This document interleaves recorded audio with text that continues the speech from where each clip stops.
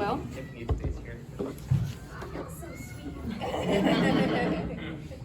welcome to Nonviolent or Compassionate Communication Beginners Workshop. There's a series of 6 classes I'll be hosting over 6 months, a class per month, and today's class is Feelings and Needs, focused out of the 4 parts of a nonviolent communication formula. The other parts are observations, which are first, and requests, which are last, but I want to focus on the center heart of it all, feelings and needs. The song I played was Wild Roses, by Wild Roses, called There's a Place, and this is the remembrance that was played during my intensive workshop. It was 10 days, class every day online, and a remembrance is what they play at the beginning of a workshop, helps you remember why you want to be in NVC consciousness. And I think the song does a good job of describing that having empathy is like a journey that you can go to, and is a place, it's a consciousness that you can explore in your heart, like the song says. It's found on YouTube as well. In this consciousness, it's the belief that everything everybody does is an attempt to meet a universal human need, and that all needs are beautiful. This beauty is the seed, so like the source for compassionate connection within yourself and with others that grows the foundation for effective and reliable collaboration in all types of conversations. So for example, the song reminds me of when I go to hang out with my horse. I feel very connected, I feel very compassionate when I connect with him, and I'm very present. And that leads me to talk maybe a little bit more about myself. I have 3 passions, horses being one of them, or animals. I'm also a pet sitter. I've also been in a shamanic apprenticeship for 4 years now. And then NVC came around a year before NVC, or shamanism, so about the same time. And I was in Peace Club, and they had an NVC workshop, and I got hooked. I just love how it's such a simple rote formula that you can learn, and it does sound robotic. I think that's like one of the reasons why people fall out of NVC pretty fast, is that it sounds robotic and why are we talking about these things? It's like, who are you? It sounds much different, but if you can hang in there, the simplistic formula, I think, programs your brain faster. And then once you have that program of, observations, feelings, needs, requests, then you can make it more natural. And there's actually something called street giraffe. Giraffe is the animal for NVC because it is the land mammal with the biggest heart. Just pump all that blood up there, and then it can see everywhere. So being a very observant creature. The opposite, I don't know what to call it, enemy, I guess, but contrasting the giraffe is the jackal. But we still honor the jackal for all its judgments and just unfiltered thoughts that just wants to bark out there. So we also have, I didn't bring them today, but I have a puppet, a jackal puppet and a giraffe puppet, and we can have conversations. So, Puppets? yeah, I have puppets. Puppet town.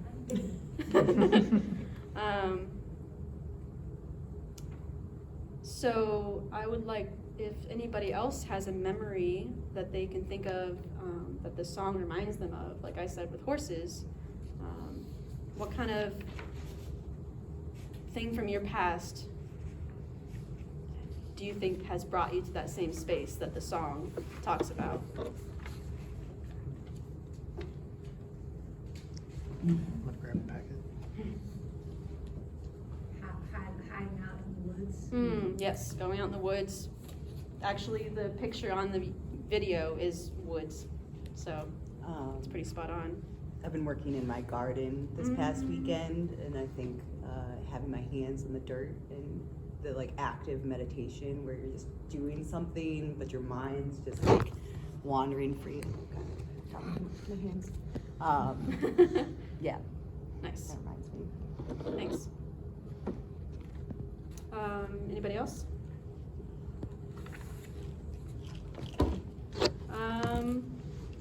I'm curious if we could all go around, and you could pass if you'd like, for what drew you to coming today.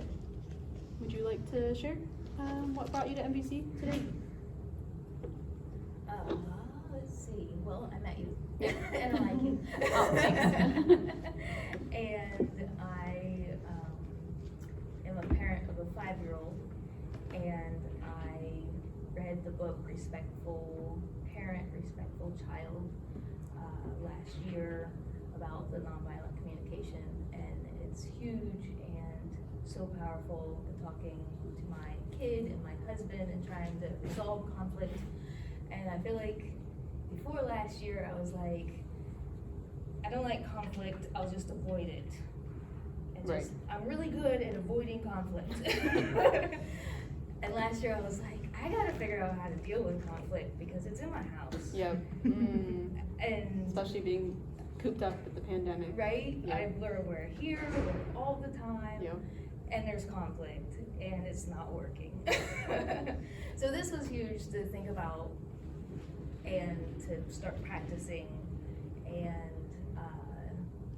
so I'm excited to further that knowledge and journey of nonviolent communication. Yeah. I am super grateful that you brought up the dynamic between parent and child, because it's such a huge paradigm shift of, treating a child's needs equal to your needs. And how do you, request with the idea that they could say yes or no, and that's respectable, versus demand, you must do this. Right. And how do you work with that, knowing more about needs than the child?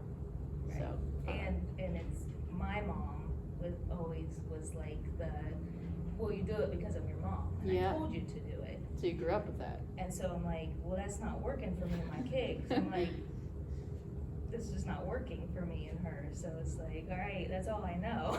I gotta know more. Yep. Sounds good. I hope I can incorporate some of the parent to child stuff. So, right. So yeah, the whole dynamic, because I'm pretty close with my mom, and my mom's pretty close with my kid, and they have conflict. Oh. And then, right? So. Not only are you a parent, but you're helping your parent with your child. Right? Okay, that's a whole thing. And my husband, and the Oh, whole yeah. dynamic of the family and needs and feelings and Cool. requests, and we're really cute because we're like, is that a demand or a request? Because she's very demanding, Yep. and I want to be respectful both ways, Right. and teach her how to have requests and not demands, and be the parent that has requests and not demands. Yep. Beautiful. Yeah, Okay. working through conflict. Thanks for sharing. Yes. Thanks for doing this. Oh, you're welcome. Do you like to share? I guess one part was just being curious about NVC. I think another part would be having had a friendship that's changed quite a bit, and so wanting to learn from that and better understand, I guess what I can do differently. in terms of communicating. Are you hoping for more connection with that friendship, or how to communicate within it? I'm not sure. Okay. Yeah, I don't know. Just to see what's possible Yeah. through this. How'd you hear about NBC? On the library's webpage. Nice, sweet, thanks. To the library. Would you like to share or pass? Okay. Hi. I was jamming with my groovy music homies in this room, and I seen you and Aaron and Wade, and I was like, oh, I've been meaning to catch up Yeah, with we these met, cool yeah. cats. And you said, are you staying for the workshop? And I said, oh, that sounds important. I guess I am. All Spontaneity. I love that.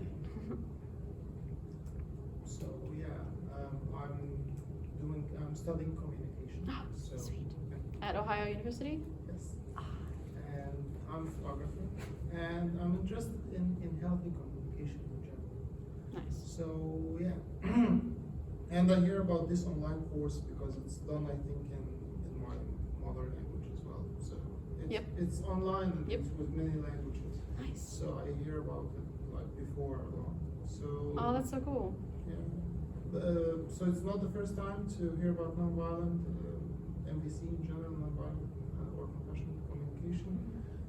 But yeah, I'm interested in the topic in general. This is my studies, and yeah, I think communication in general is a big, it's problematic issue, and the people doesn't think about it.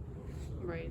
many of the problems related to the work, to the relationships, many conflicts are related to communication, and we don't think about studying communication that much and giving it that interest, and to think how communication could be healthy Mm. on different levels. So thank you for organizing that. You're welcome. I would love to hear any insight that you have from your classes. If you stay for the future workshops or today, like, oh, this is similar to this thing, and I'm like, oh, really? So I would love that. Okay. How about you, Calvin? Well, I heard about it from you, Sweet. and I don't have a lot of like prior knowledge of it, honestly, in any way. I think a lot about communication generally, and just try to do better and better at that. So that's kind of what I'm looking for Okay. from this for sure. Cool. Thanks. Yeah. So Rhea was here today.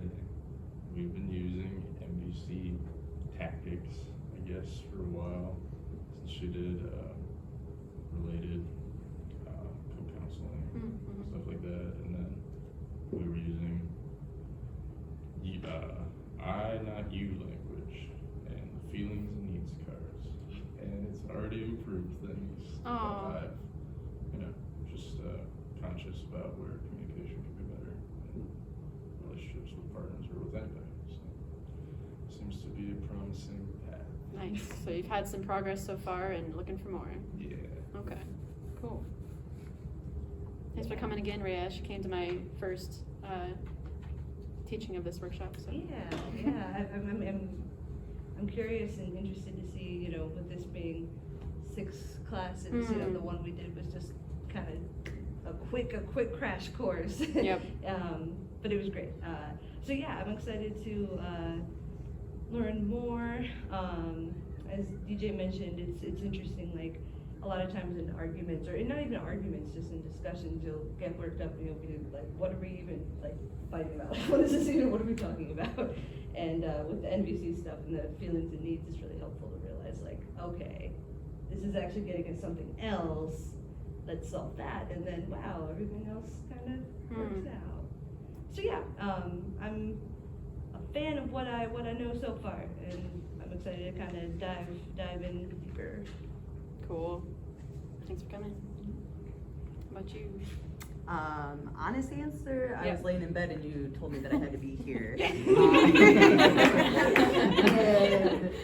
longer answer, I have thoroughly enjoyed all that you have taught me just in our friendship using NVC in your daily life. On the first couple times that we hung out, you had your NVC cards, and I remember one time we went to go visit my family, and you sat and did NVC between me and my mother, and yeah, it's just it's an incredible system. After being in therapy for as long as I have, this emotional intelligence language is also just a very important part of my daily life. So happy to have been dragged out of bed to be here and learn more. Yeah, and I like that there's so many people out there, like therapists, trying to find all these different ways, and there's so many valid ways of emotional learning, and NVC is one of my favorites. Yep. For you, Calvin, you raised your hand? My question is related to Beth. What Okay. you just said, and Yeah. it's, did you use the request strategy or make more of it? It was a request. It was very good. At first there was a I request. laying in bed, I and she think was this- like, I have a very pressing request. the way that she put it was, she's like, "Are you coming?" And I was like, "Oh, maybe. There's an 88% chance." And she's like, "What did you say? The way that I'll be there for your first yoga class is the way that I would like you to be here for my first class." And I was like, "Okay, I'll be there." So that was a request. Yeah. Thanks. Nice on the spot, in the moment, live-in challenge. Are you living NVC? Well, He's my husband. He has to be here. Yeah, for me, I am required. He's the event staff. Yes, I am event staff. Yeah. Also, my personal use of NVC, it's very helpful in marriages. I think that when we got into NVC pretty early in our relationship, we both had a mutual interest in conversation and communication. She definitely has run with it more than I have, but I've definitely enjoyed studying alongside her and learning. The places I find it most useful in my life is right now I'm trying to start my own career and kind of home-based business, which is really centered on self-image things, and knowing how to give myself empathy when other people are passing judgment on what I have to offer has been very key for me. Just having the technique to have better conversations with myself over things has been the most helpful. So. Yeah, and I've noticed, as far as marriage goes, yeah, we've always enjoyed communication and sticking it out for the long haul, but our conversations would be 3 hours before NBC versus 20 minutes. Mm-hmm. And it was emotionally worth it, but draining. Mm-hmm. And I'm so much relieved, I didn't have to talk for 2 hours for you to get me. This is the need, Mm-hmm. and this is my request. Do you think yes or no? Oh, okay, cool. Yeah. So we're giving each other empathy until we figure out what the need is. Mm-hmm. So yeah, thanks for coming along. Erin, thank you so much for being a library host and helping me in this process. You're welcome. Do you have any personal interests of NVC? I do. I was excited to have you here. I think it seems like a very valuable skill to spread further, and I realize how many things I don't know about communicating well. And I used to avoid conflict as well. Mhm. It feels like not a strategy. Yeah. So. I mean, sometimes with our communication, we could make it worse and more Yeah. painful. So I totally understand avoiding it. And there's, in my hefty defty binder, we can get to it eventually, but there's preparing for difficult or they like to say meaningful conversations. So if you are avoiding one, you can go through this worksheet and prepare for it. That is a thing. Yeah. Thanks for everyone for sharing or passing or being here and participating. Who else? By the way, when I flip, it's probably mine's out of order, or my own notes. So follow along as you can if you'd like. Otherwise, I might flip before or after you. Let's see.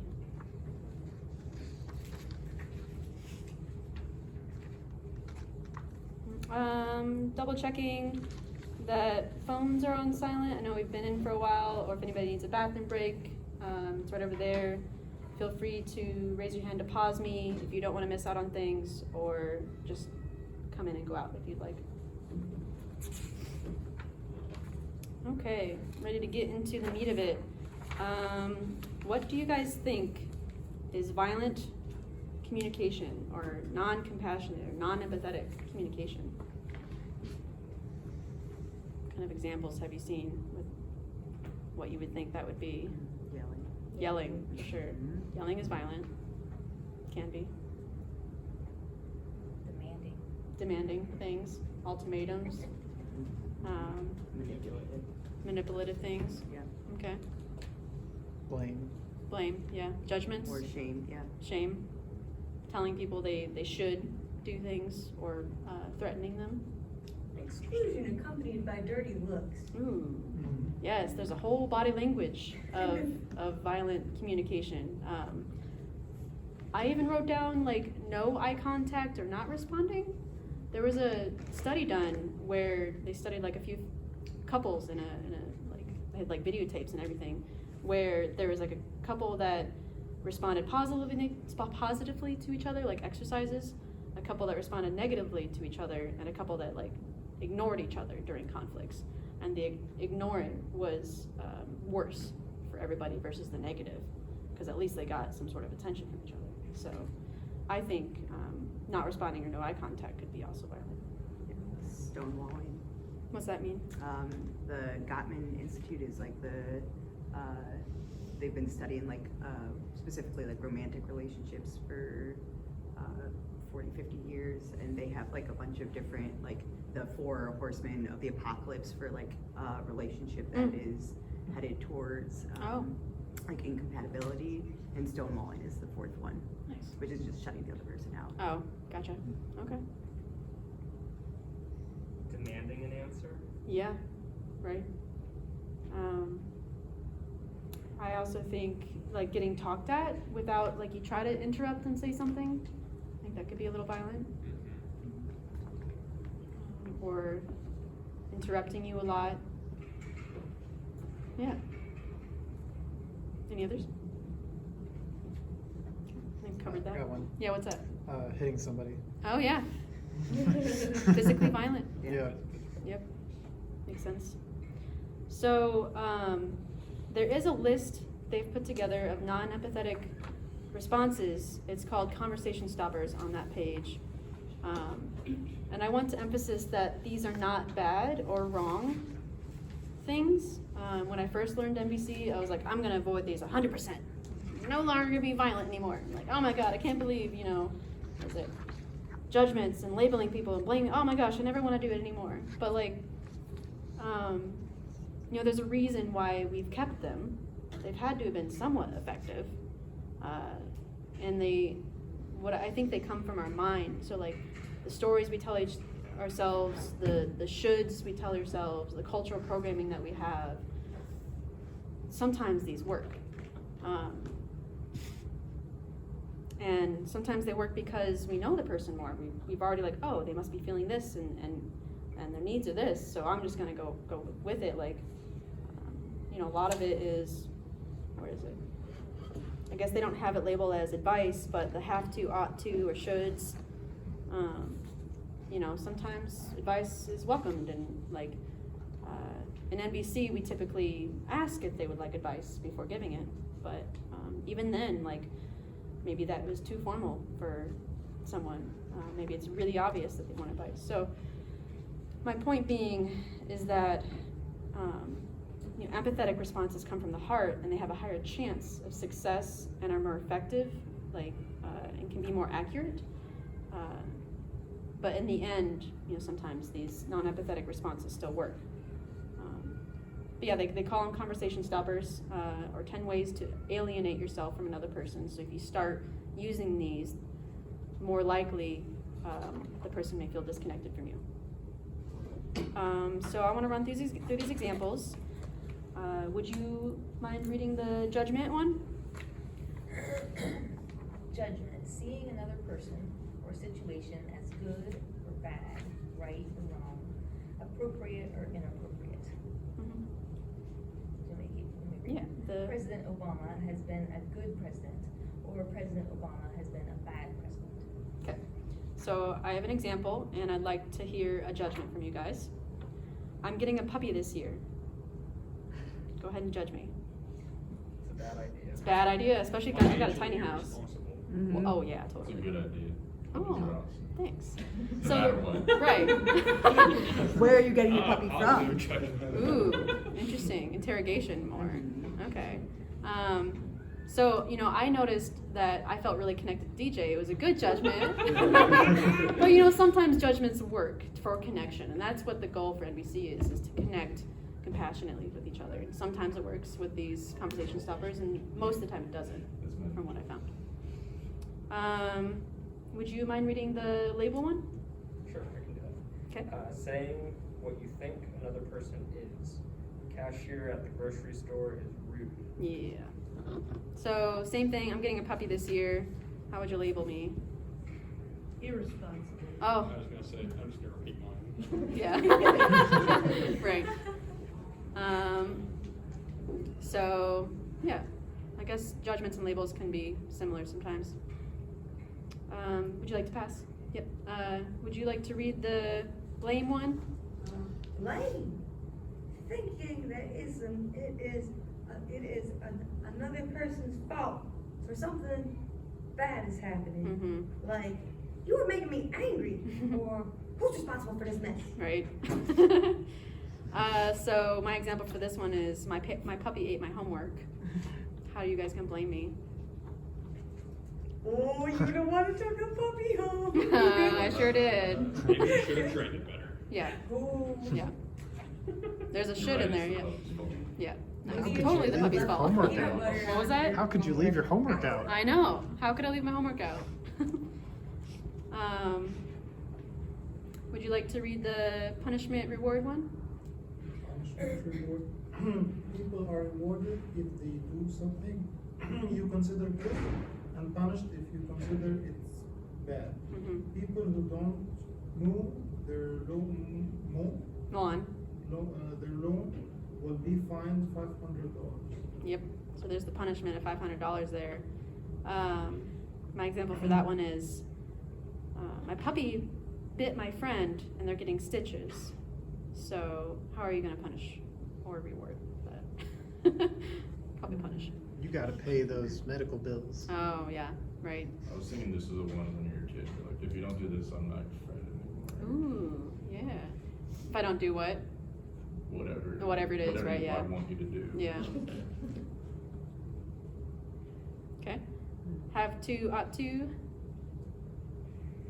Have to, ought to, believing that people do not have a choice, they must do some things. You cannot stay up past 10 p.m. You have to come home before then. Same thing, my puppy bit my friend and they're getting stitches.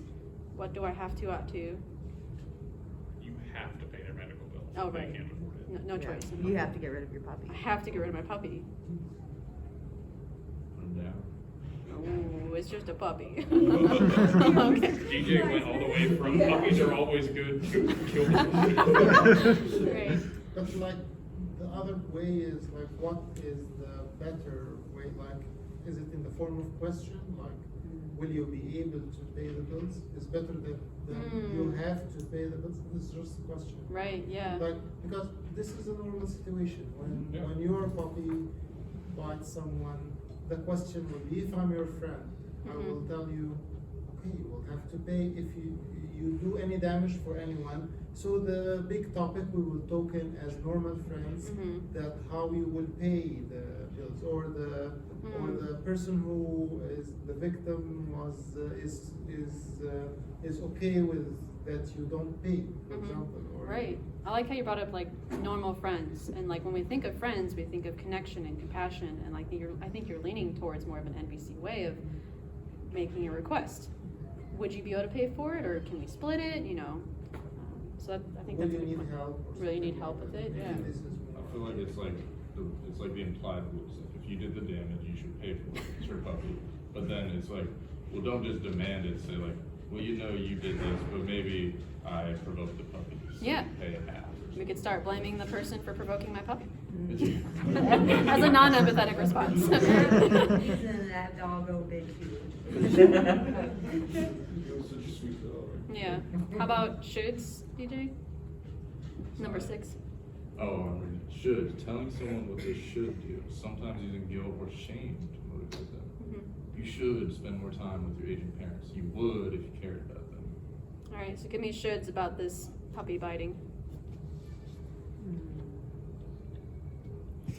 Shouldn't have brought your puppy here. Yeah. Right. You should have trained it better. Should have trained it better. If you didn't want your friends to get hurt, Yeah. you would have trained it better. Yeah. Fair. If you cared Finally. about It's kind of fair, like you were second too. Like, well, you know. It's kind of interesting to watch me like I'm just trying to naturally respond Yeah. to conversation stoppers, and maybe I say fair on the outside, but maybe I'm actually feeling alienated on the inside, like this sheet says. So Trying to be as brutal as possible. Perfect. Great for the exercise. Thank you. Yep, demands. All right, demand. Threatening to punish a person if they don't do what you want. Clean up your room now. Yeah, my puppy bit my friend still. What do you guys demand me to do? See, so I think Throw the dog out. Get this hyena out of here. Yep. Control your Send dog. to training school, man. Yeah. That dog gonna need some obedience school. you'll All turn right. into the pound or something. Okay, number 8. Denying responsibility. Proposing that we're not responsible for our thoughts or actions. I went to the bar and got drunk because my friends talked me into it. Okay, so my example here is I saw my puppy drop from your arms and it's now limping. So I'm telling that to my friend. How may my friend respond? The puppy jumped out of It was the puppy's fault. the puppy's fault. It's not my fault. The dog bit me. Mhm. Revenge. Okay, comparisons? Okay. Drawing attention to two people and implying that one is better than the other. Your older sister is obviously a lot smarter than you are. My situation is my puppy is barking at this like puppy school and all the rest are sitting. So what kind of comparison would you make at me? The other dogs are so much better behaved than Yeah, your dog. maybe you're whispering like you're a pet owner like, hey, that puppy is so much worse behaved. Wow, must be their first class. Yeah, right, nice. Compared to all the other puppies who've taken mini classes. Ultimatums? Ultimatum is a final, uncompromising demand, the rejection of which leads to the use of force or severing of the relationship. If you don't stop spreading rumors about me, you're gonna pay for it. That's right. So who wants to give me an ultimatum with my puppy barking in class? If you don't stop your dog from barking, you're gonna be kicked out of this class. Right, perfect, cool. So, which, So these are conversation stoppers? Yes. Or conversation conversions to like fights?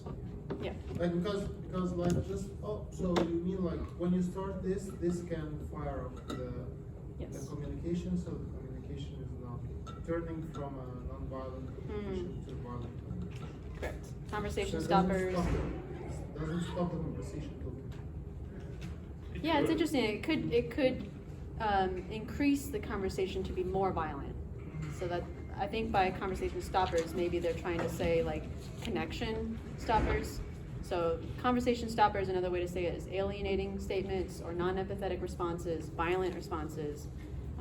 So I'm Yeah. sorry, my friend that was coming to see music just walked in. I know he walked a really long way to get here, Oh, so wow. I couldn't just stop. of course, and thanks for taking care of them.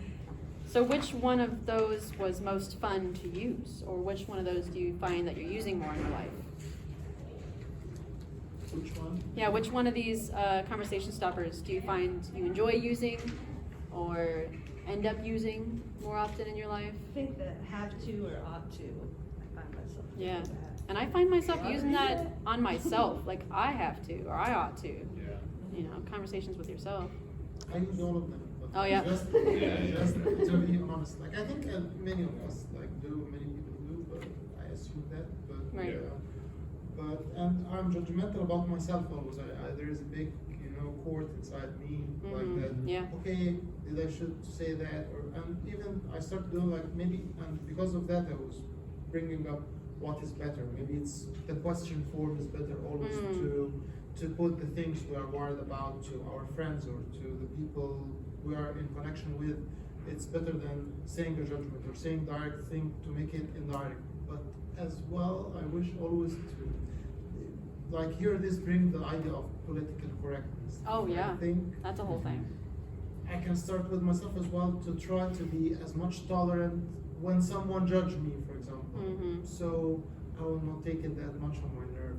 Right. Because like just, I don't know the intentions, I don't see the intentions, I don't see the background. Yep. Many people say bad things, but they are very kind people. Yeah. So I try not to, and I hate the idea that first impression, how it lasts, and Yeah. how it's important.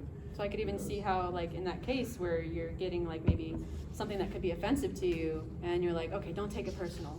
And that's a have to, ought to kind of moment for yourself. But in NVC, you know, we learn a lot of self-empathy. So instead of pushing it aside, you could take a moment, oh, that was upsetting because of my need for this, and actually use it to connect more versus disconnect. So I can go into that more later, but I like that you brought that up. What about which one is the most painful to receive from others? I feel like all of them are pretty bad. Like, even when you do solve a situation with these, it feels like you kind of like took a hammer to like a blunt object, you know? Right. It's like, okay, you solved that, but you could have been nicer or, you know, more finesse about it, I guess. Right.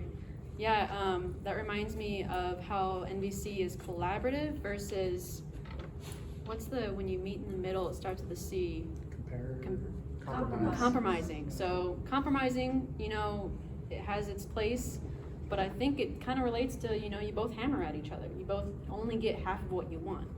Where collaboration, you both get all of what you want, because in NVC, we believe there's some strategy that'll meet as many needs as possible in the group or one-on-one, so.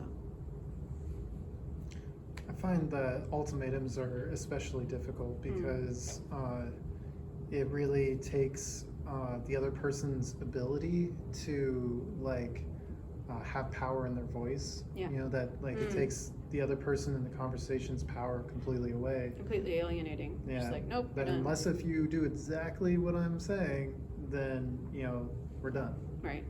And then you can't do anything after that. You know, there's no, Completely empowered. yeah, there's no room for, you know, the other side. So. Right, good point. I see a hand. Oh, thank you. I was gonna say, like, all of these, I feel like personally, on some level, I can deal with, but like, we were talking about like the silent treatment earlier, like stonewalling, that kind of stuff. Man, that's rough. I can't handle that. That is the opposite I of cannot conversation. heal that. I There's no cannot. conversation going on. Yeah. In relationships, though, it happens, right? Like, Yeah. it's like, it's a thing. Cool. Thanks for I have one more thing. Sweet. I was thinking when talking about comparisons, it's like the concept of triangulation, right? Where like you're basically pitting like two people against each other, and like you're like the third in that. So you're saying like they're doing better than you, and you should be more like them. So you're using another person to do the work of punishing the person that Involving another person in kind of Yep. a violent way. Yeah. Not just between you and that other person. Yeah. Gotcha. So cool. Thanks for participating in all the violent stuff. I'd like to talk about the founder of NVC, Marshall Rosenberg. He was alive between 1934 and 2015. So I have met a lot of facilitators who have learned from him directly. He was an American psychologist, mediator, author, teacher. He started developing in nonviolent communication in the 1960s, supporting partnership and resolving conflict within people, relationships, and in society. He worked as worldwide as a peacemaker, and he founded Nonviolent NVC in 1984.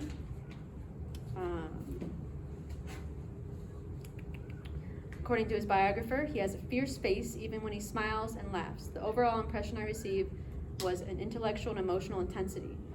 He possesses a charismatic presence. He was born in Ohio, guys. All the cool people come from Ohio.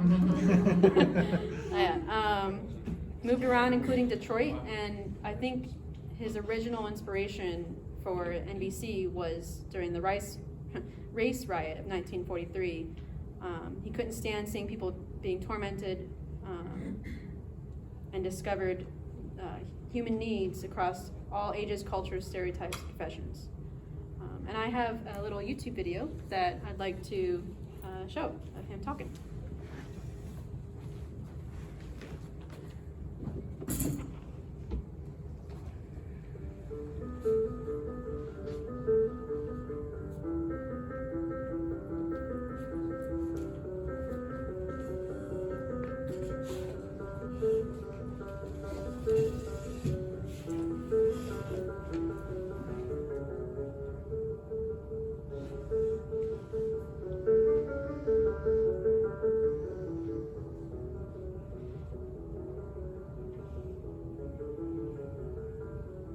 In your 40 years of mediating conflicts between warring factions around the world, what's the most important thing that you do that creates peace between the people involved?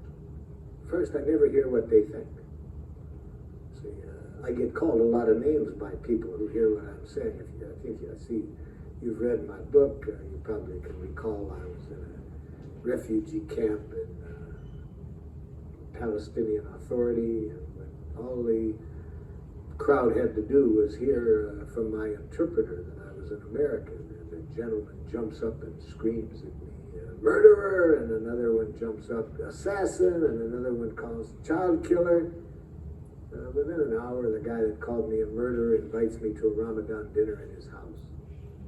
I didn't hear what he thought of me. I connected to what he was feeling, what he was needing. As I walked into that refugee camp, there were hundreds of tear gas grenades all over the lawn, shot in the night before when they had a riot there. And on the side of each of the grenades was written, "Made in USA." So when this guy calls me murderer, hearing that I'm an American, I tried to hear, what is the guy feeling? And I said, "Sir, are you furious?" And then I tried to hear his needs. "Are you needing a different kind of support from my country than you're getting?" And he looks at me in a kind of a stunned way. Apparently that's not the way people respond to him usually when he screams at them. He said, "You're damn right. We don't have sewage. We don't have housing. Why are you sending these weapons?" So I said, "Well, then that makes it clear why you'd be so aggravated. If you don't have these basics and you get these weapons sent over here, I can see that your needs are for some other kind of support." He said, "Do you know what it's like to live under these conditions for all these years?" So you'd like me to understand just how desperate it can be even for one day, let alone for many years. So I heard what was alive in the guy. Not what he thought I was, a murderer. I didn't say, "I ain't killed anybody." I tried to hear what was going on in him. And when he trusted that I sincerely cared, what he was feeling, what he was needing, he could start to hear me then when I said, "Look, I'm frustrated right now because I came a long way to be here. I want to offer something. And I'm worried now that because you got me labeled as an American, you ain't going to listen to me." He said, "What do you want to say to us?" So he could hear me then. And we have a school there now, one of the schools that we call a Nonviolent Communication School in that refugee camp. How was that to hear? Inspiring. No. He plays music sometimes. It's just like wonderful music. Yeah. Very intense face. Very intense face. Yeah. Like an analytical mind. Mm. So angry.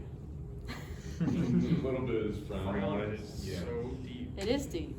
I was noticing that from like the founder of Compassionate Communication. Like his frown is, maybe he's been through a lot of pain through all that Detroit stuff and handling all the conflicts between countries and still showing up.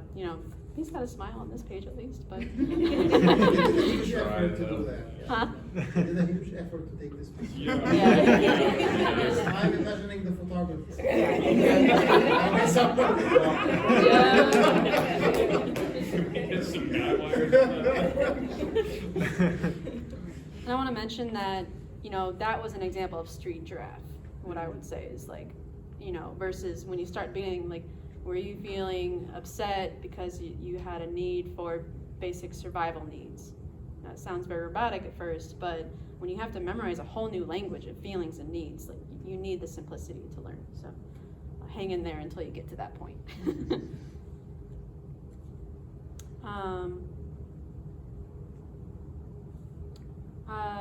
So I guess I already mentioned the need for basic survival needs from that YouTube video. What about from your own life? What are some needs that have been alive for you guys? Even if you don't know what needs are yet, what would you identify as a need? Community. Community. Being heard. Yep. Communication. Mm-hmm. Yeah. Broadly. Yep. What about from friends and family? Respect. Acceptance. Yep. What about from a child? What kind of needs would you have from a child? Food. Nice. For a child. Or, like, from, not From a like, child. Yeah, from not a child, the like- perspective of a child. What if you're hanging out with a child? What would you need from them? To listen. Empathy. To, A lot of children are learning empathy when they're growing up, and they're just like, no, that's mine. Like, wait a minute, can you have some empathy and learn? Respect, which is a difficult one. And this was thinking about this very recently.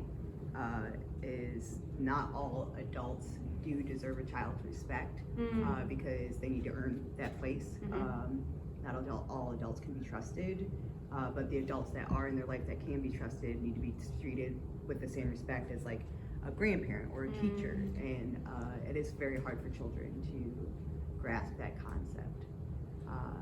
So yeah, and for me personally, respect. Good from point. children, Yeah. From a coworker, unless you had something. the Oh. point is like, what do we need, or when the communication happens, we need to think about what the other people need and what, and they want to understand what we need, so we reach to a common ground. Yeah, so I'll tangent off of that. I would say that everyone's needs are of equal value. Now, we may not always be able to meet everyone's needs at the same exact time, we take turns, but a child's needs is just as valuable as like me with the child. So what I do start out with is self-empathy. It's if all, I say later, if all you guys gain out of this class is self-empathy, I would have a lot of hope for this world changing. If everyone just knew their own feelings and needs, move on from that, that'd be great. But the next step after that, be able to guess other people's needs. So, But Yeah. our structure plays a role. yes. How about from a coworker? What kind of needs would you need from a coworker?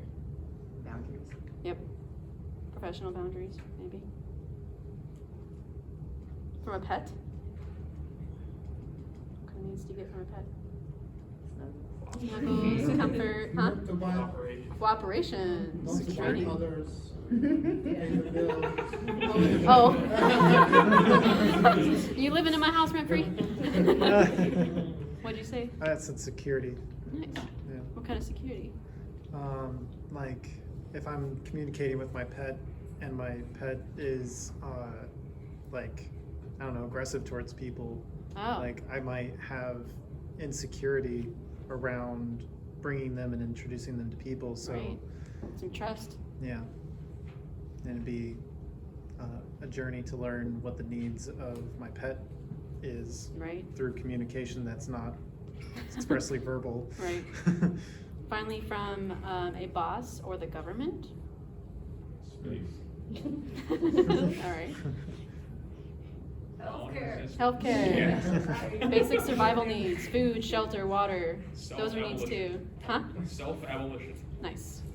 A second help. Yeah. Be a good place to start. All right, so we've got the guessing part is over with. You can have your own list of the universal human needs. And these are, thank you, I love that. I do love the outline. For example, work is opposite from rest. So I think that's pretty cool. And in the center is vitality. So if you can meet your needs, in a balanced way all the way around, you get energy, you get vitality, you get life. And they've studied this with it being universal. It's professional, it's intimately with like relationships, it's different cultures. Like everywhere there's a human, we all have these needs. So it's fun to, I see a lot of workshops, they'll put up a board and we'll just keep writing all the needs that everyone comes up with, and then we'll show the thing, and it's like everyone came up with almost the whole list. So yeah. I like how there's like a tension, like you said, between the opposites. And I feel like different people need different balance of the two, the opposites. Right. And that's sort of like personality. Yeah, I think it really helps me when I'm like, I look at like maybe rest, like, oh man, I'm really bored. Like I'm energetic, like I don't need to rest, but that's all I know. I look at this like, oh, I can actually have, let's see,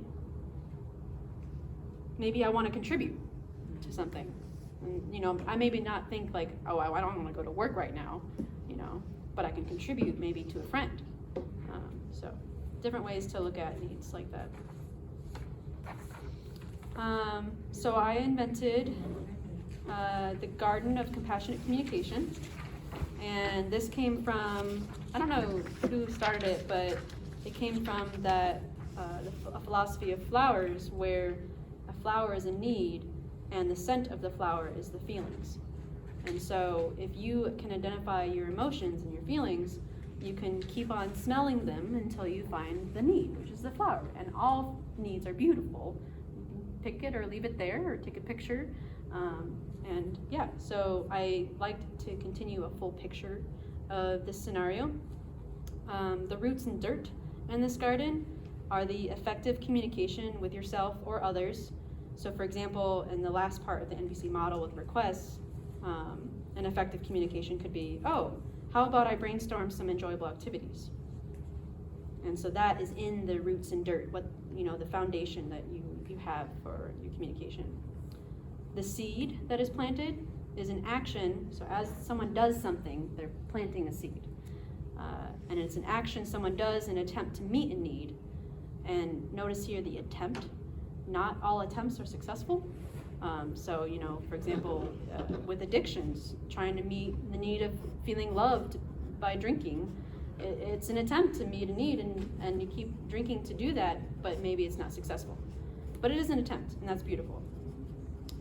So for example, out of all the options I brainstormed, I'm gonna listen to my favorite podcast and take a bath. That's the action that I'm planting. The wind, sun, and rain, the context, the weather, it's the situation you're experiencing. So this person in this example has been working twice as much this week, or the opposite, I've had this whole week off work. And so what has brought you to this situation of this seed that you're growing? The flower that grows from it, and they bloom when needs are being met to celebrate, and they also bloom when they are yearning to be met. So it's just like blooming for attention to be drawn to that need. So, for example, my need for rest blooms because they took a bath and listened to a podcast. Or my need for challenge blooms because I've been off work this whole week and I need to go work on my hobby. I sort of picture the difference between those two as like the difference between like plants you're growing for the flowers and plants you're growing for the cabbage. You know, you really don't want your cabbage to just like bolt, right? But Interesting. Like, yeah, so there's like a whole philosophy of like right. supportive needs. So if like I get like my need for rest met, then I get my need for clarity met because I've had time to think in that rest. And so like there's like layers of like, if I get this need met, what's the next need that gets met? I'm gonna do that. So there are supportive, what's that, companion planting?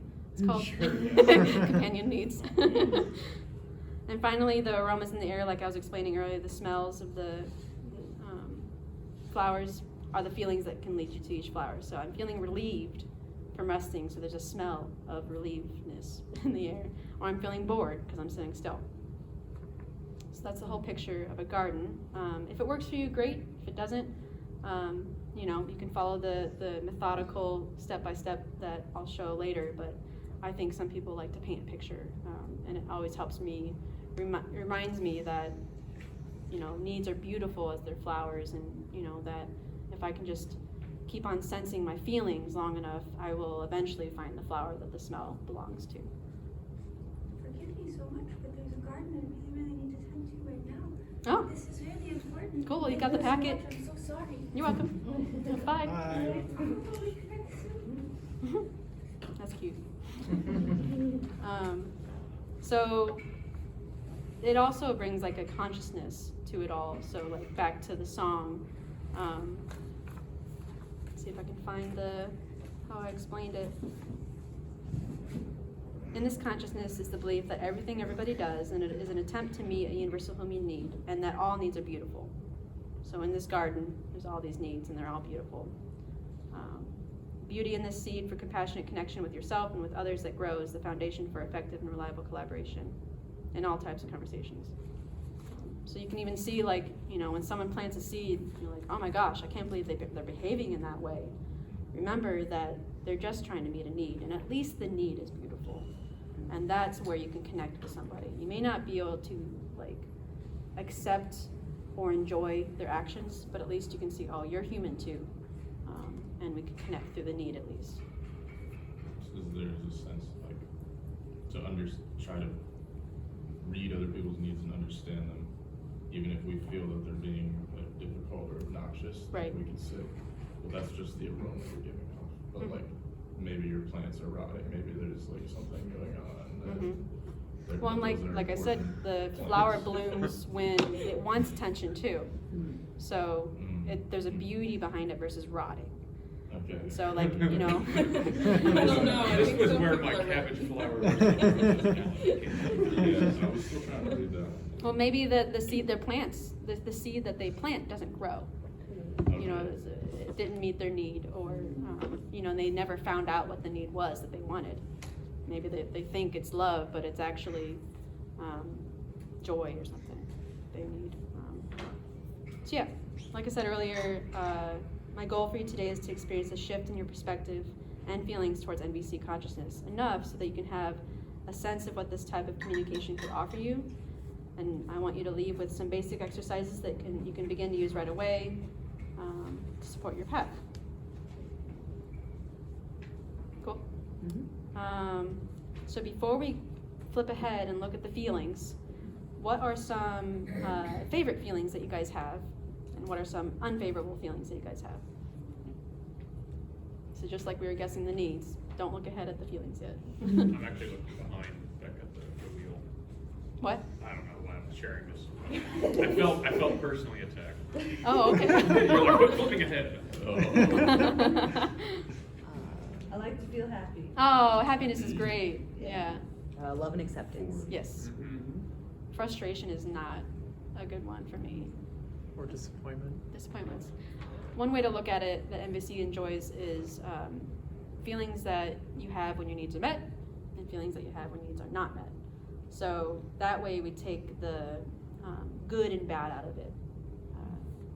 Because if I have bad feelings, I'm most likely going to disconnect with them. So for example, in my shamanic work, I did 50 days focusing on depression. Every day I wrote down, I was or I am feeling depressed because I wanted blank, friendship, things to do. And like, depression became a friend because it told me all the things I wanted. You know, it became a beautiful thing. So feelings when our needs are met, feelings when our needs are not met, or pleasurable feelings and unpleasant feelings. Anxious, yeah, that's another unpleasant one, I would assume. I also like to look at anxiety with the flip of the coin as being excitement. And I've really enjoyed, like, am I anxious or am I excited? Sometimes I'm both, but you know, depending on how I look at it. Cool. So we can flip ahead to the feelings. We've got, like it says, when needs are being fulfilled, when needs are not being fulfilled. And there's also physical sensations. These physical sensations can help someone find their emotions if they're not used to identifying them. A lot of people have been shamed to connect with their emotions. So I find if you find out how you're feeling in your body, you can find out your emotions a little easier. Another thing I want to point out is feelings versus thoughts. So a lot of people will say, well, I feel you should pay for my medical bills from the puppy biting me.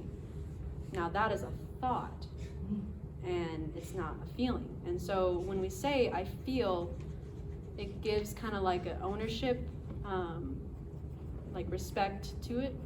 I feel like it actually distances you from the responsibility for it. Yeah. Like, I can say, I feel like you should really pay your share of the rent. Right. And it's actually like a thought and a judgment at the same time. And like, also, it's, when you say you feel, it kind of, it kind of implies that you're like not really responsible for this. It's like, this is just the way I feel. Right. And there's nothing you can do about someone's feelings. Exactly. Yeah, but there is something you can do about someone's thoughts by having a conversation about it. So you can say, I think it would be best if you did this, versus like, you know, maybe I feel nervous thinking about our rent. You know, what are your thoughts about paying? You know, so. I had an interesting thought about how that's one of the conversation stoppers. It's the denying responsibility. You know, so like, you know, if it's a feeling, then it's less likely to be judged by others. So, you know, you don't want to tell them your thoughts, like what you're thinking, so that you don't have to be responsible to, you know, what other people think of it. Yeah. Good point. Not committing to it.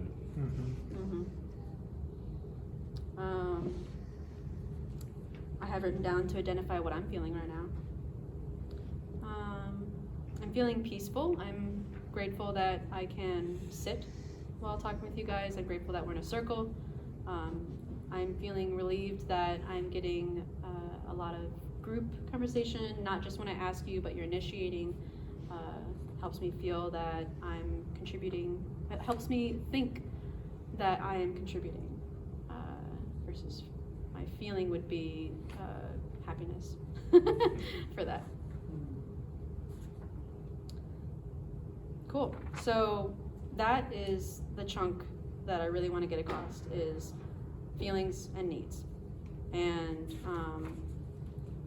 if you're able to go through this month until next class just identifying what you're feeling because of what you're needing, so you can say like, I'm feeling sad because I need friendship, or you can say I'm feeling relieved because I had friendship. So either way, you can celebrate or mourn what you've got. Yep. I have a question. What's up? So I'm just curious, like looking at this chart, so there's the feelings, you know, the emotional states, and the feelings, physical sensations. I guess I'm wondering the correlation. I mean, I like if we could just go into that a little. So Yeah. like, if I'm feeling dizzy, I So guess I just don't know how that. You go up to the top, it's one of these that you're faint, and then faint means something. Maybe they're up here. So a lot of people are taught to not look at their emotions, but physical sensations are a lot more accepted in our culture. So I think if it's hard for you to like, oh, I don't know what I'm feeling, but I do know I'm feeling dizzy. My stomach is kind of shaking, and I'm tense. That's like all I can sense right now. But I've noticed that when people identify 1 to 5 of their physical sensations, they might see, oh, I'm actually anxious. Oh, I'm actually having a panic attack. You know, or you know, it helps you identify a little bit easier, ease into it. I just lent Willow this book called The Body Keeps the Score, and it talks about how we store like our emotions in our bodies, and there's probably like a Yeah. So I would like to practice some empathy, and empathy is using the NVC model, which is observations, feelings, needs, and requests. But today we'll just be focusing on feelings and needs. So I can give empathy to the first volunteer.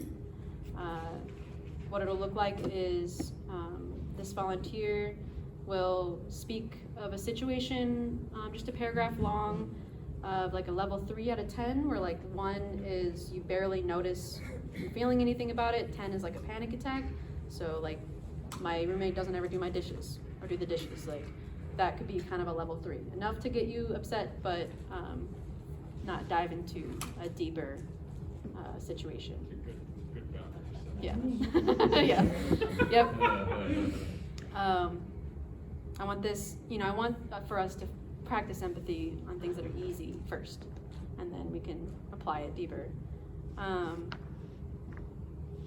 So another thing is that if you are talking longer than a paragraph in between the guesses, you know, I may say like, can I pause you there so I can give you some empathy? And then when we break off into groups, you can also use that, can I pause you there, and give some guesses. So the volunteer will describe a situation, 1 to 4 sentences. I will give empathy, what are you feeling? And I'll use an emotion. Volunteer will say yes or no, and then they feel free to like elaborate more on that, like, oh yes, actually I'm upset because of this and that, or no, it's actually this and that. And then I'll give empathy again, were you feeling this? Did you need this? Volunteer can say yes or no, elaborate, and I can keep repeating until the volunteer feels satisfied. So satisfied kind of looks like saying like, yeah, I think you got that right. You know, they tend to not elaborate more because they felt heard. Does that make sense? With when someone feels satisfied enough with getting empathy, they tend to not speak more on it. And we might see this more in the example. So do I have any, thank you, volunteers? We're following along with this one.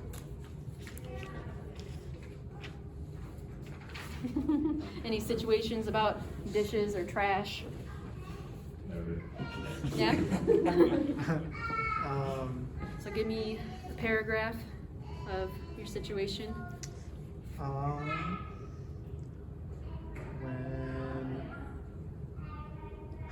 When we share the car, I find, wait, how am I supposed to phrase it again? Don't act like you know NVC. Okay. Gosh. When you use the car, when I need the car, I am just so like angry. You know, I just want to. Is there any like a non-empathetic responses you can use? Yeah, judgments or channel from that. Yeah. You just told us all this stuff. Yeah, We right. can't use it. No. You ought to know when I need to use the car. Were you feeling frustrated?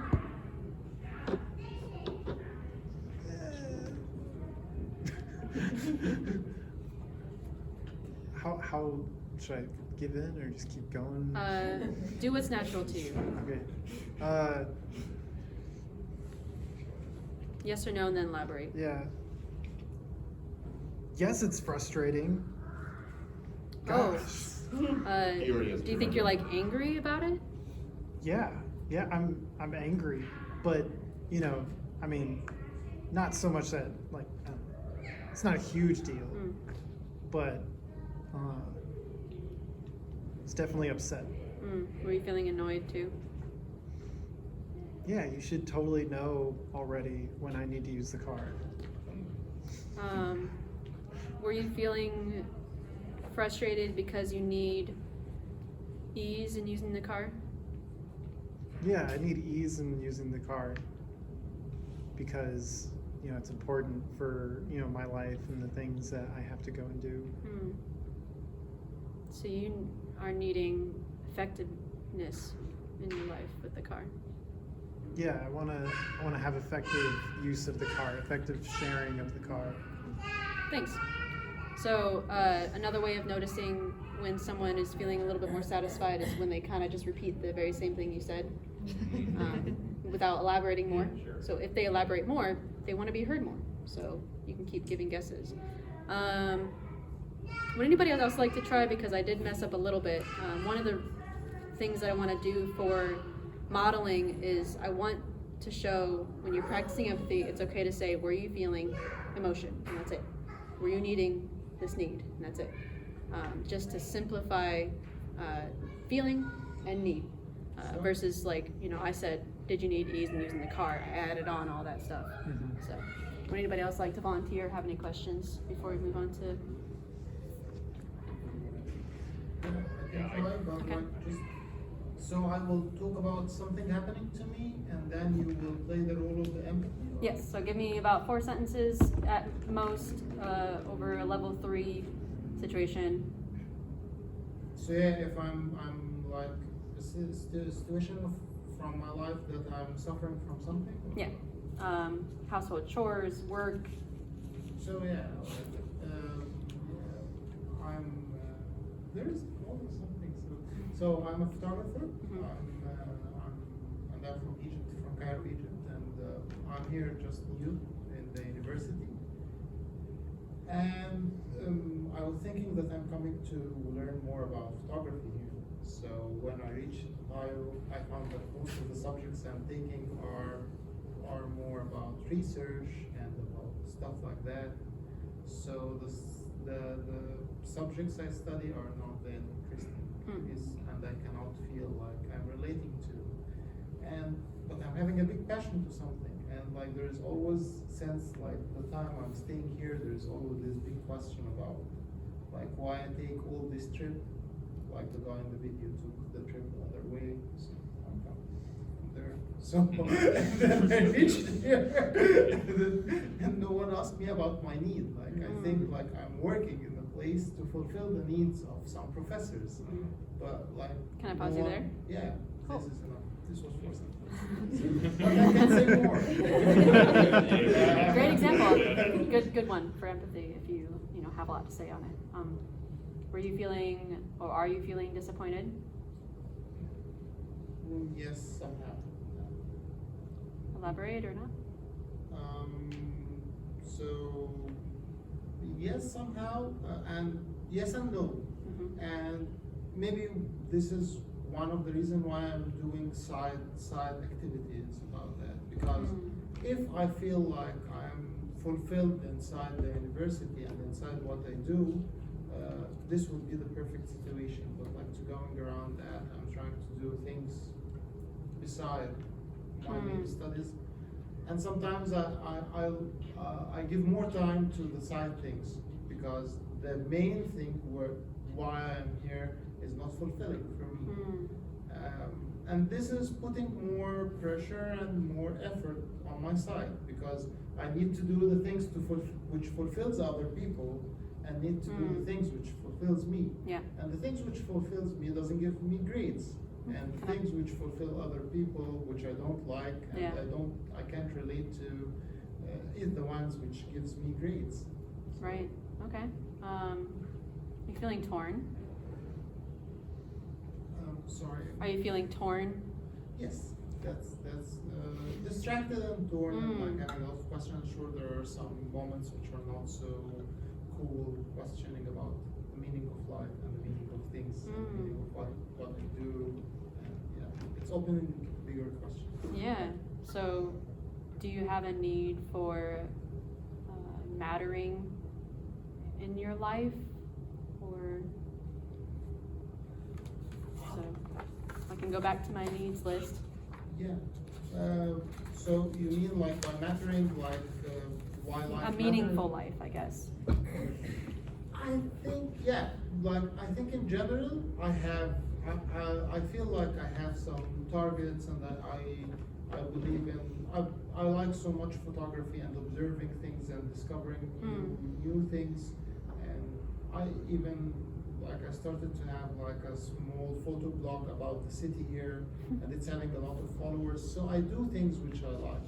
But what put me in crisis, that yes, the entity, I think, yes, there is a crisis related to not to me about how to let my needs fulfilled through the institutions.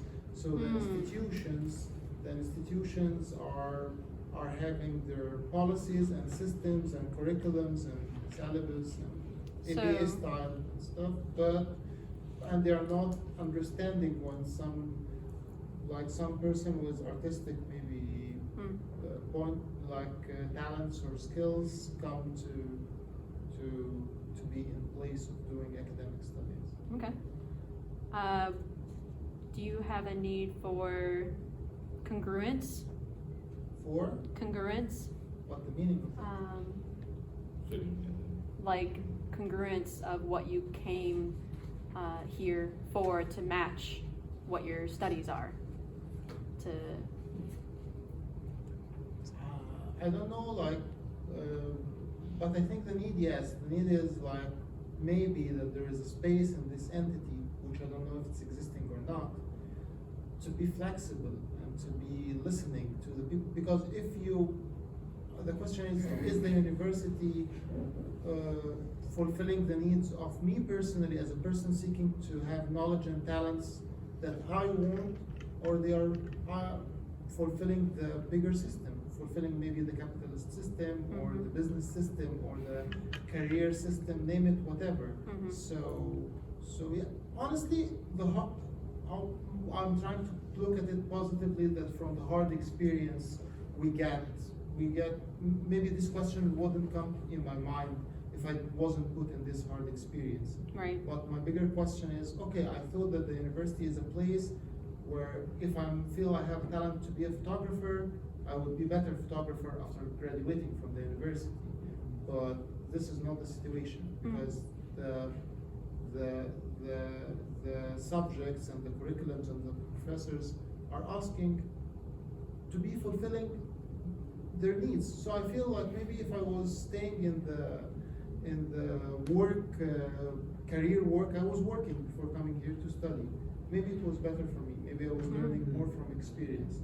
And I'm coming here to learn from the university, but they insist that asking me to do a lot of stuff, making me all of the time busy, and I don't feel huge input. Sure, I'm learning. Sure, there is good things I read about, but I feel if I spend the time in something really I want to learn, this would be more fruitful. Yeah. It would be more fruitful for me. Makes sense. And I will be happy in my life more. Thanks for sharing. Thank you for giving the space to open this. Yeah, I definitely want to check in with you. I just want to make a note real quick. I really wanted to bring out my speed giraffe and add more, but I really wanted to show what kind of effect were you feeling this? What kind of need, was your need this? And now I want to ask you, how was it to receive that? How was to discuss all that? How was it, to receive me asking what you were feeling and needing in that way? Yes, sure, it's better. Sure, it's always better to be listened and have person who is an active listener and to share your and you feel that people care about because I think many people which are sad, they feel like just that the people in charge, especially of their problems, are not caring about them, are not listening about them. Yeah. So many problems So rare. just will be solved if even sometimes there is in some situation, I feel like my boss, what he do only is to listen to me. He don't do anything. He doesn't change anything, and I still do the same job, which I was. But like just at least I feel that this person I'm working for listened and understand it, and maybe they're having a perspective, maybe they're having pressure from the owner of the company, maybe I will give them like justification, which even they didn't justify themselves, they just listen to me. Right. I will do the rest. I will justify all the awful things they asked me to do. Maybe if there was a space to talk with my professor, I feel that they don't have this much space. They assume that we are listening, our doors are open, but honestly, the sticker on the door that the door is open, you can enter, but the door is closed. Yeah. It is, you're right there, but it is not true. Right. So maybe just if they listen, I will say, okay, they listen to me, they understand from where I come from, and maybe this is the system, there is maybe a secret organization administrating the pressure on them. If they didn't do that, they will be killed. Right. So, Well, I hear your point. Like, it's either listen to me or die. No? I think it's like really important to note that listening is so rare, and like just to have a listening moment from your boss or from anything can be really helpful. And one of my favorite quotes from the horsemanship I do is take the time it takes so it takes less time. And you said like you would carry on with your tasks anyways, but if someone would just listen to me, it could help me out. And like just taking that, maybe just a couple guesses, just of listening, makes me wonder how much more efficient or motivated someone would be to work if they could be listened to. Do you have something, Colin? Or? I was gonna try my hand at that. Nice. You wanted to give empathy? I had a Cool. question too. Let's handle a question first. Yeah, like, so how would this fit into like your daily life? Like, is this like, you're too worked up right now, I need to just listen to you, and then you can listen to me, but it seems like it's sort of a one-way thing in a way. So it's gonna be robotic at first, and one of the things I do warn is to say, hey, I'm practicing a new conversation skill. It's gonna sound weird, but can I practice it on you? So you can blatantly, like, especially for, you know, with arrows, when I was first starting to do that, I asked him if I could practice, and so that is one way, is to warn them, especially if they don't know what that is. But first of all, I'd like you to practice on yourself, because if you can practice identifying the feelings and needs with yourself, then you can start to memorize them, and not show up to a conversation with a paper to check, you know, what their emotions and needs are. It's all right. Because it feels kind of like therapizing. Like, you don't want to like therapize. Yeah. Just random people. Yeah. Yeah. And when you do it with yourself, it also really helps that street giraffe come out, you know, to where it seems less robotic, because like you've already been experimenting with it becoming less robotic to yourself. So if you're, you know, approaching using it with someone else, you know, you can kind of like, you know, it really just trains that empathy skill. You know, the more they feel your empathy, the less robotic it feels, I think, to them. So just to give you a taste, like, instead of saying, were you feeling frustrated because you had a need for clarity,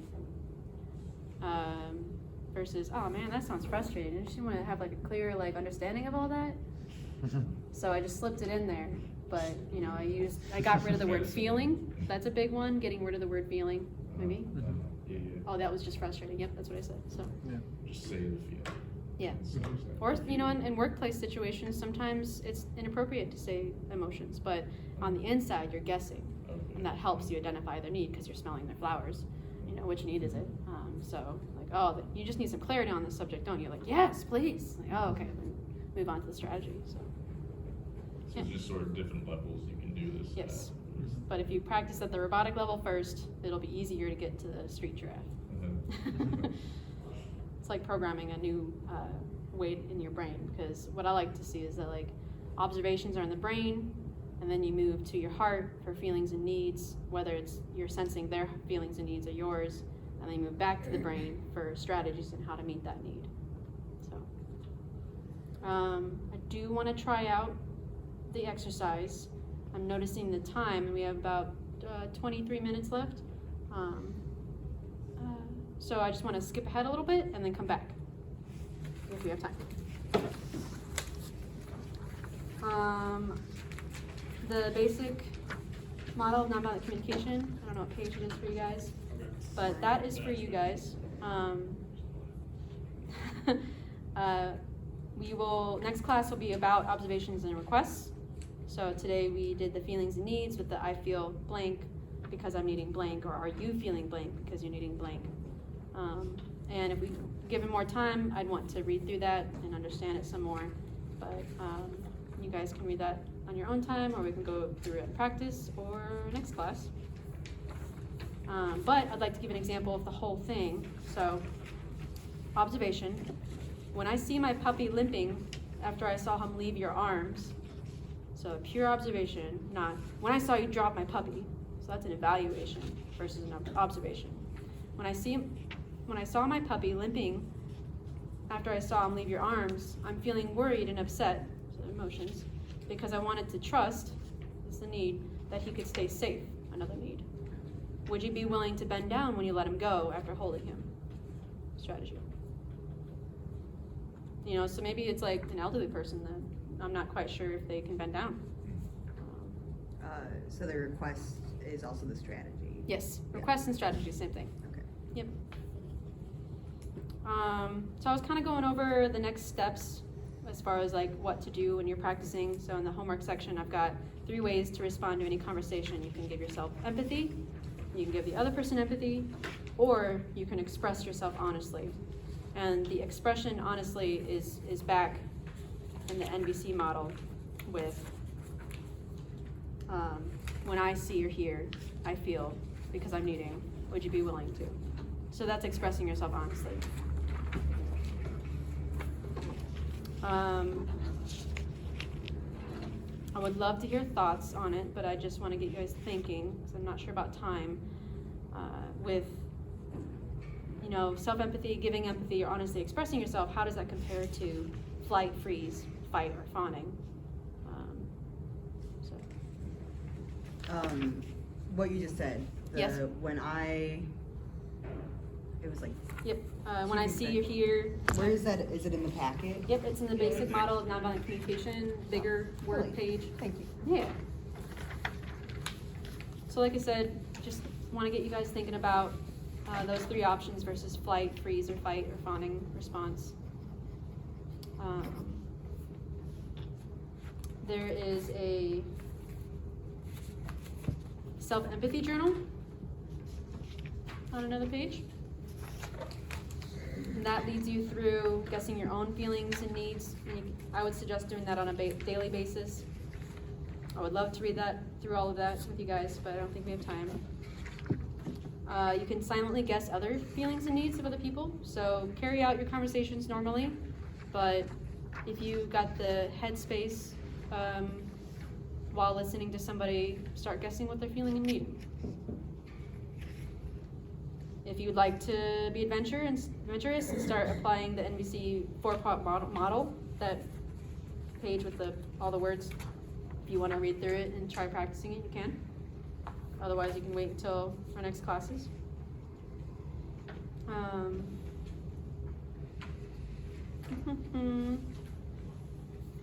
There's a resources page I'll go over.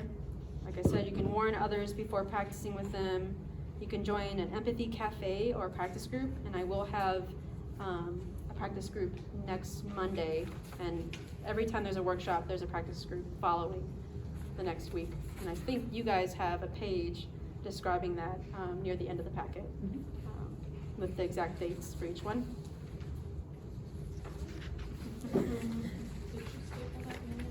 Yours, yes, I did. I'm not sure which version I gave you, if you have that.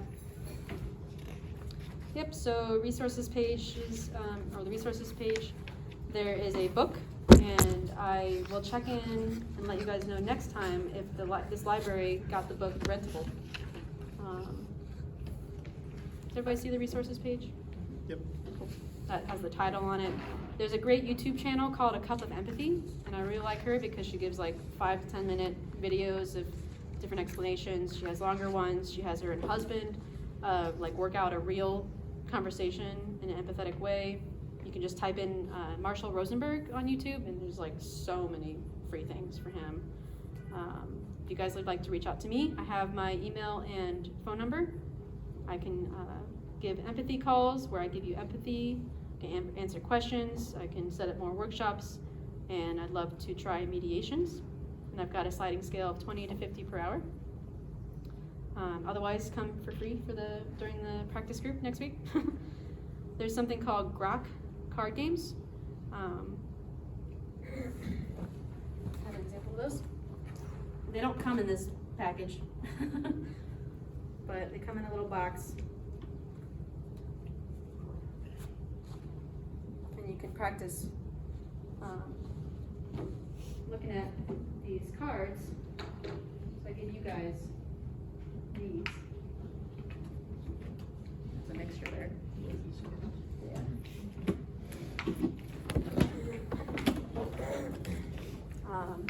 And then we have feelings. Yeah. Yeah. Feelings over here, needs over here. I had to mix it up.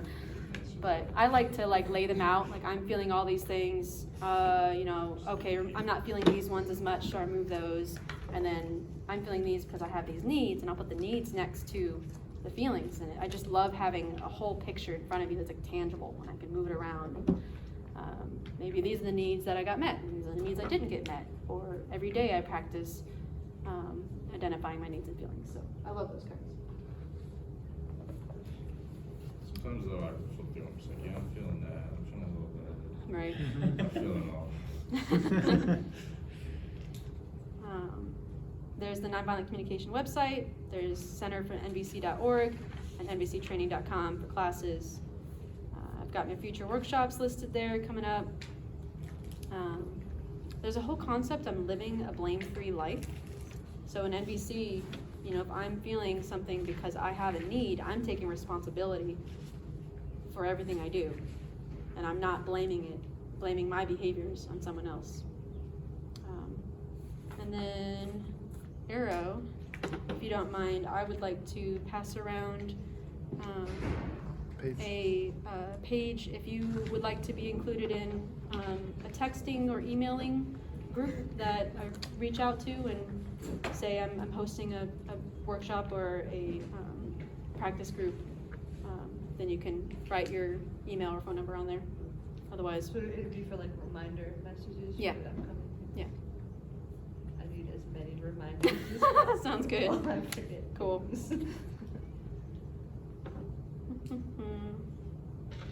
Cool. I think we have 5 to 10 minutes for you to practice. Would you like to receive empathy or give empathy? Oh, I was actually just gonna respond to Oh, nice. her whole situation and say, were you feeling stifled because you needed widespread systemic change?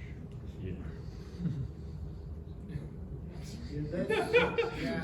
I realize that, and this is good, but again, like, just I think that If they just listen.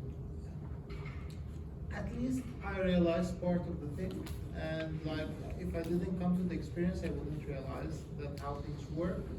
And at least I'm telling people, like, I think I will write something about the needs of art.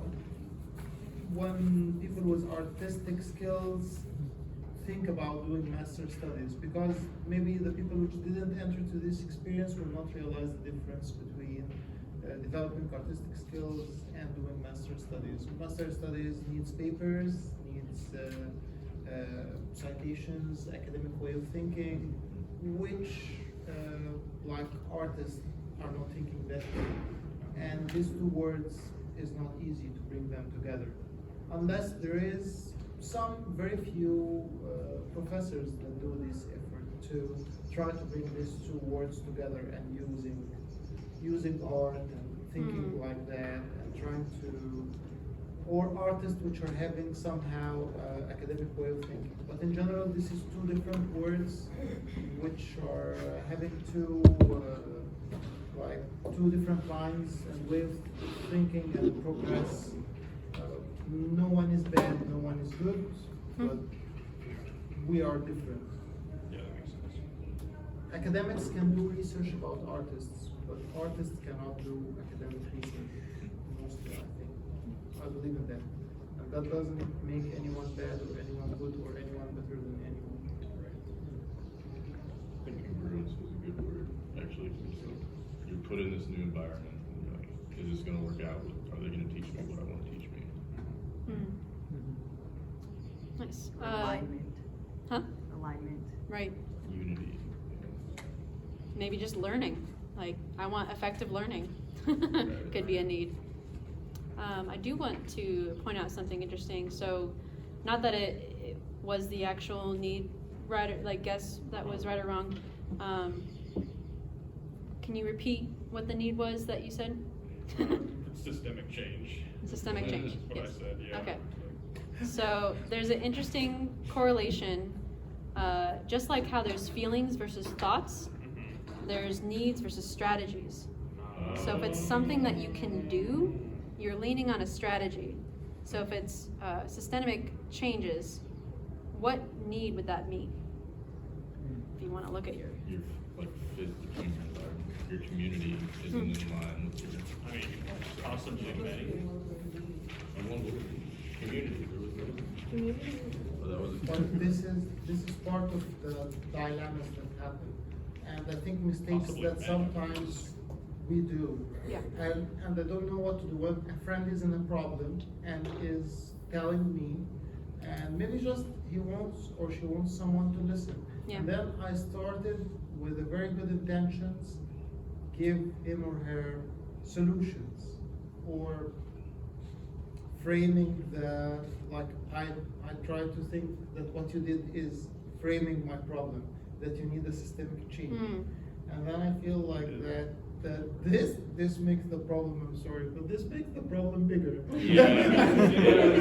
It looks worse now, so. Maybe painting it with my own opinions about the university, right? So like I was thinking about going to talking with cooperative professor, and now I'm in front of a systematic change. So Put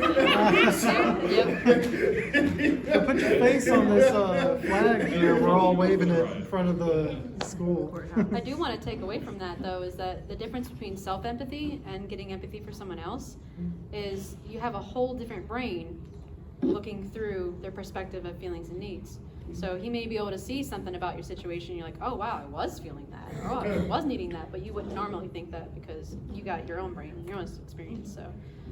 And I do that, and sometimes I enter with problems with friends because I offer them solution from my perspective, and it makes the problem looks bigger because all my solutions wasn't like they can do it. Yeah. They can do it. So if you slow down and go to their feelings and needs, you can have a little bit more effectiveness to find success for what strategy will actually meet their needs. And like by the time you've guessed your feelings and their needs, and they're saying, yeah, that's it, and they're not elaborating more, then you can go, oh, well, do you mind if we figure out some strategies to meet that need, or would you like help, or, so that's how you can move forward, but we can go into that next time. I think sometimes when we offer advice to people too, it's coming from a place of what we think they should be doing. And I think that with like Conversation nonviolent stopper. communication, if you're assessing your own feelings and needs first, then, like putting yourself in the position of telling someone, even if you're not saying the word should, but like, here's how I think that you can do what I want you to do to get out of this situation. To meet your need. Yeah, so like a good example is like a friend, we've all had this friend who like breaks up and gets back together and breaks up and gets back together, breaks up and gets back together, and like at a certain point you're like, hey, like you shouldn't get back together with this person, but like offering the support of like whether or not they're with that person, it doesn't reflect on you or their friendship, and if it does, then your needs aren't getting met in the friendship, and then you can address it in that way. That's where you take the responsibility back to you and not living a blame-free life. Yeah. Oh, like you breaking up and dating again over and over again is affecting my need for peace of mind. Mm-hmm. And I would like for you to do something different to meet my needs versus like, hey, are you actually okay with doing this over and over and over again? How are you feeling and what are you needing? So taking the responsibility for your needs and letting them take responsibility for their needs and having empathy over it. I did want to point out, and I'll get to you, that when you are giving empathy, there's no right or wrong answers. And a lot of the times there's a lot of performance anxiety of like, oh no, I better guess the right feeling or emotion or need, or else they don't think I'm connecting with them well enough. But you're a totally different brain. You might see the perspective differently, and that can be helpful sometimes, maybe not. But when you do give a guess and they say, no, that's not it, it helps them identify what it is. So if you identify what it isn't, it helps them identify, that's what I started out with. I'm like, what is violence? I wanted to give a parameter of what violence is to help us understand compassion and nonviolence more. So don't put the pressure on yourself to guess right or wrong. Just know that any guess shows that you're listening and you're connecting and you're trying to have compassion and helping them understand themselves a little more. Yeah, so you mentioned in that example of, the like friend drama, like relationship drama or something, and so I guess what I'm wondering is, in that case where like I have a need for peace in my life, so I'm wondering with needs like that, like whose responsibility, so is it my responsibility to meet that need and create a boundary with those people? Because it's not someone else's responsibility to change their life to meet your need. Yeah. Right. Okay. So right now, we're just learning about identifying your feelings and needs. So if you've done that, great. Okay. I'm feeling frustrated because I need peace of mind. And then we will go into how to actually meet your need. So for example, a little bit of a teaser, you say like, hey, can you stop? Or when you say stop, that's not a good request because you have to actually do a doable request. So can you wait a week before you ask that person out again? And they can say yes or no. So being accepting of that no is important, and that behind every no is a yes for another need. So yeah. 5 minutes left. I would like to ask a couple more questions. So everybody ready to close out and check in? We'll check in and close out. Yep. Cool. All the way to the back.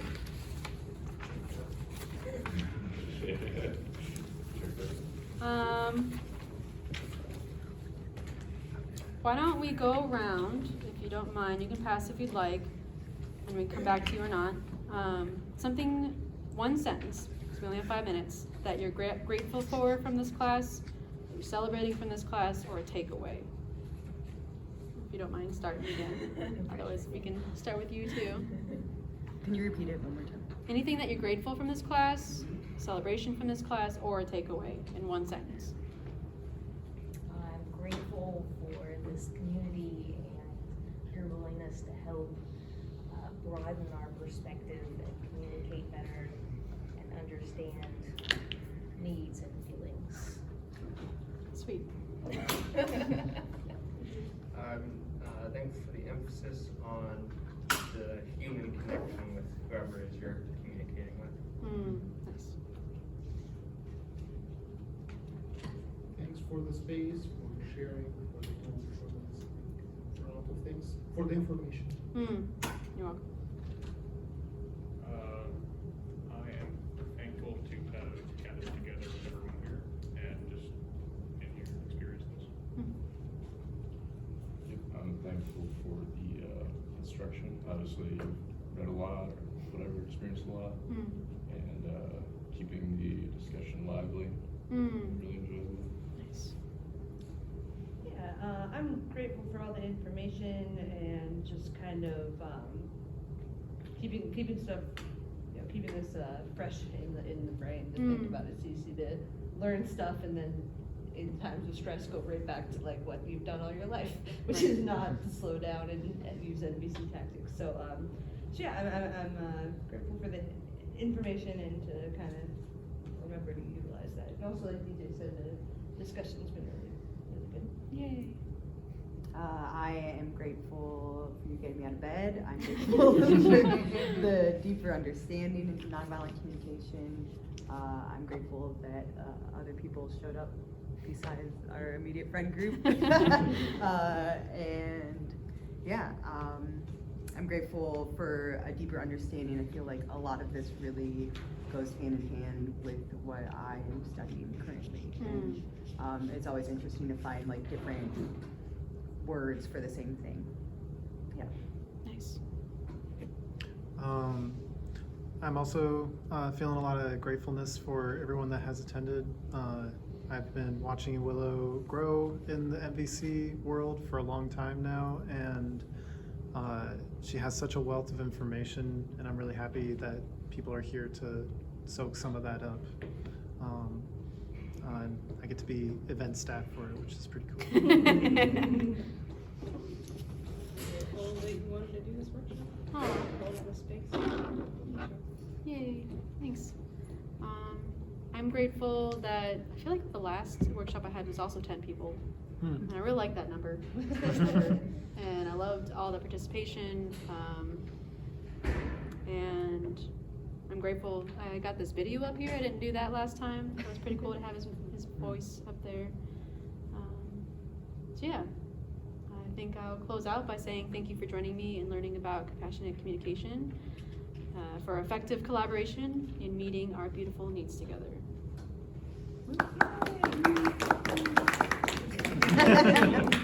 Thanks, Willow. I'm also grateful for these free pencils in the library. Are they free? Okay, cool. No, I checked them. Oh, nice. Okay. Thank you all for coming. Thanks for the library. Yeah, one more thing, sorry. On the back of the packet, there's a feedback form. If If you want to fill it out now, give it to me. If you want to fill it out now or later and give it to me during the practice group, that's okay. Aaron, should we, like, Yes, stack same the time. chairs up, Yeah. or is it okay to leave? We can leave things out, let's just like straighten it up a little bit. Awesome. And the feedback forms help me get my certification. Yeah. So, yeah, we can do it now, or we can send it online. Or prefer. Yeah, I guess if you could send it online with my email, but it is in the packet. If you would took a picture of your responses and sent it through text or email, that's fine. As well as you can bring it to next practice group or next class. Stack the chairs, is that what We can stack a few, but we can also kind of just leave things where they are as long as it's like straightened out and organized. we're- Thank you.